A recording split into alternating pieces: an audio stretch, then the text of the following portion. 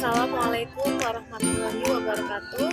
Saya Rizka Khairunisa, NIM 19531150 dari lokal PAI 6E, mata kuliah Al-Quran dan Hadis, dosen pengampu Ibu Eka Yanwarti. Video ini dibuat untuk memenuhi tugas mata kuliah Al-Quran Hadis. Dalam video ini saya akan menjelaskan materi tentang kaum du'afa. Dalam Al-Quran, kata du'afa juga berasal dari da'afa atau diafan. Makna kata lemah ini menyangkut lemah dalam aspek kesejahteraan atau finansial.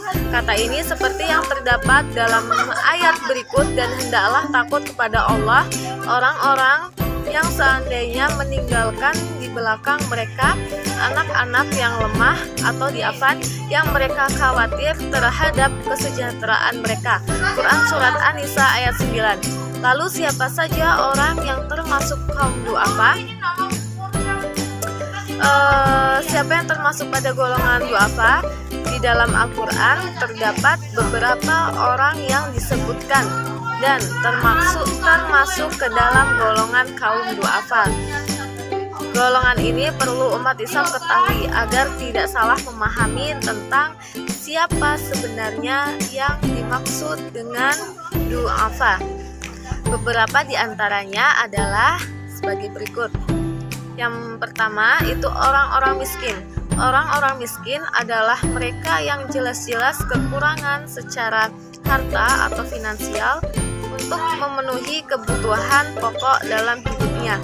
Mereka lemah karena ketidakmampuan mereka mendapatkan harta.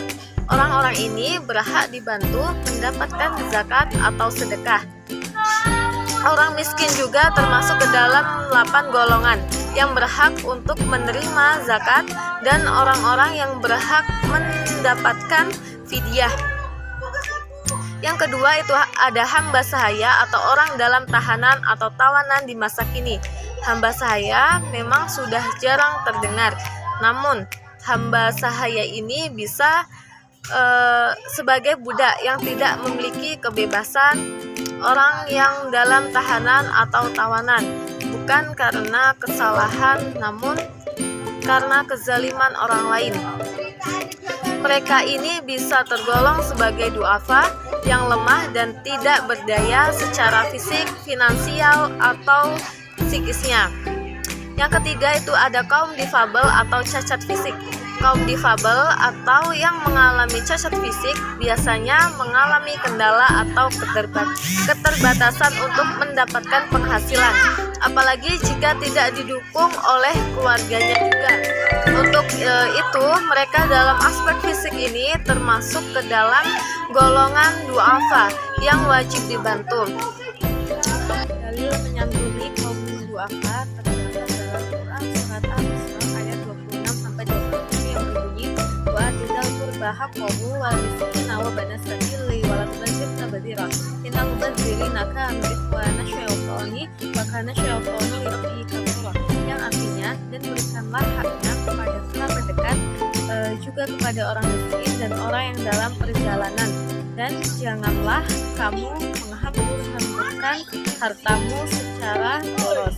Sesungguhnya orang-orang yang pemboros itu adalah saudara setan, dan setan itu sangat ingkar kepada Tuhannya. Lalu bagaimana cara menyantuni kaum du'afa? Cara menyantuni kaum du'afa bisa dilakukan dengan berbagai cara. Cara paling mudah adalah dengan memberikan barang yang dapat berguna bagi kehidupan mereka dan meringankan beban serta penderitaan yang mereka rasakan. Semisal memberi bantuan ke tempat yang menampung kaum du'afa seperti panti asuhan, yatim piatu. Bantuan yang diberikan bisa berupa benda ataupun harta.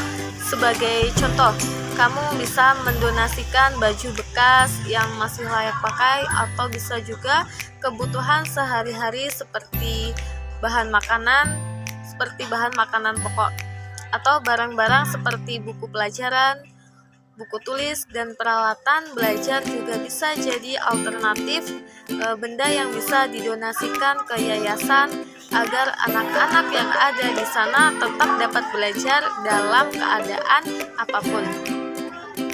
Jika belum mampu memberi bantuan atau santunan secara rutin, kita bisa membantu dengan membayar zakat per tahun untuk mereka yang membutuhkannya.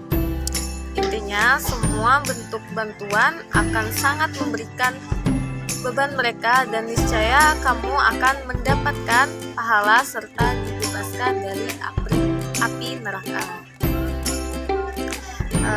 Baik, itu tadi penjelasan dari saya. Sekian, terima kasih. Wassalamualaikum warahmatullahi wabarakatuh.